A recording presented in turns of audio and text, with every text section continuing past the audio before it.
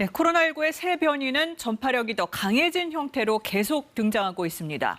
하지만 코로나 유행이 길어지면서 증상이 의심돼도 유행 초기 때만큼 적극적으로 검사하는 사람들이 많지 않습니다. 실제 감염자는 공식 집계보다 더 많을 것으로 보이는데 어떻게 대응해야 할지 신지원 기자가 짚어봤습니다. 오늘 0시 기준 공식 집계된 코로나19 신규 확진자 수는 3만 9천여 명입니다.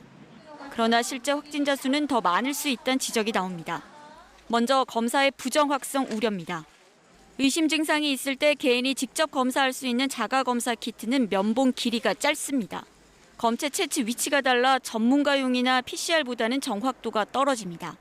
본인 스스로 진단하고 통계에 잡히지 않는 세배도 가능하지 않을까 하는 생각이 드는데 대부분 가벼운 증상으로 진행하기 때문에 그런 불연성 감염도 훨씬 더 많지 않을까 하고 추정할 수 있습니다. 여기에 코로나19 장기화로 경계심이 느슨해진 시민들이 검사를 적극적으로 하지 않을 수 있다고 전문가들은 지적합니다.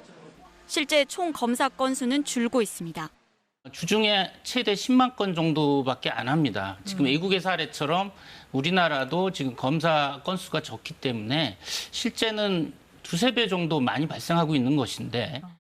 정확한 진단을 위해 임시 선별진료소를 재운영하자는 제안도 나왔지만 정부의 재유행 대응 방안에선 일단 빠졌습니다. 병상 확보에 집중하고 있는 정부에 대해 의료 현장에선 세밀한 접근을 요구하고 있습니다.